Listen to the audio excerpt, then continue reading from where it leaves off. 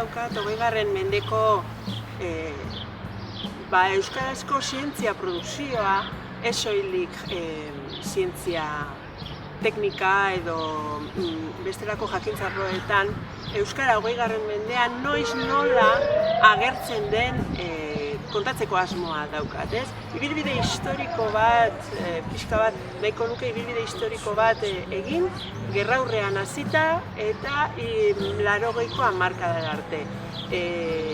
Luzatu zitekeen 21. mendera arte lasai asko, baina denbora arazoengatik gehiago ez nahi luzatuko. Eta hor oso ondo ikusten da, euskarak erregistro jasoan ibilbidea egin baldin badu izan dela, hain zuzen ere, hizkuntzaren gaineko atxikimendu bereziki handia zuten pertsonek egin zutelako. Sarri askotan hizkuntzarekiko atxikimendu hori, sarri askotan ere abertzalen eskutik etorri zen, nahiz eta gero,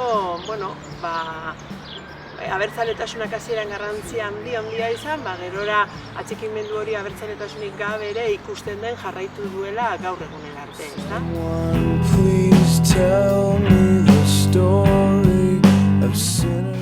Ikergazte moduko biltzarrek aukera ematen dute jakintzarro desberdinetako euskaldunak, aditu euskaldunak, elkarrekin harremanetan jartzeko. Eta ez edonolako adituak hemen gazte ikertzaileak harremanetan jartzea da oso importantea, ezta?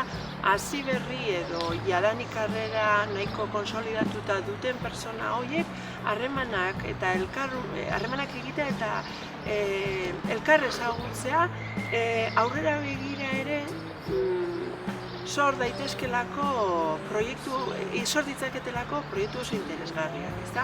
Topagune izaera hori azpimarratuko nuke daukala ikergazte. Some concrete motivation. Ikertzaile euskaldun gazteek erronka asko dituzte. Karrera akademikoa egitea eta karrera akademiko hori arrakastatsua edo erdi arrakastatsua izatea oso konplikatua da.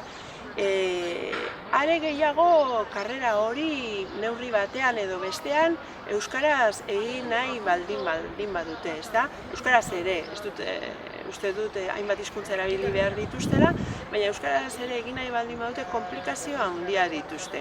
Egiturazko arazoak sarritan euren karrerako euskarazko produkzioa ebaluatzeko orduan esate baterako. Izan ere, ebaluazio agentziak gaur egun euskaldunek, bereziki Euskal Herriko euskaldunek, ebaluazioa gainditu behar dute, ebaluazio fase batzuk, karrera horretan aurrera egiteko, eta pasatu behar dituzte agentziaetatik euren kurrikulumak. Eta agentzia hauek, bai Gasteizen dagoen Unibaskizen Madrileko aneka, ez dituzte irizpideak euskarazko produkzioa behar bezala ebaluatzeko.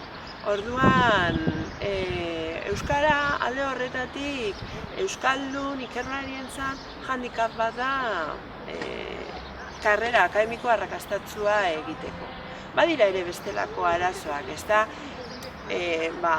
Hizkuntza oraindik, nahiz eta euskara batua badugun, eta hiztegi espezializatua ere egina edo erdia finkatuta dagoen, oraindik ere lan handia dago hizkuntzaren normalizazioan, esparru honetan, lasai eta gustora eta erabat eroso senti gaitezen, ez?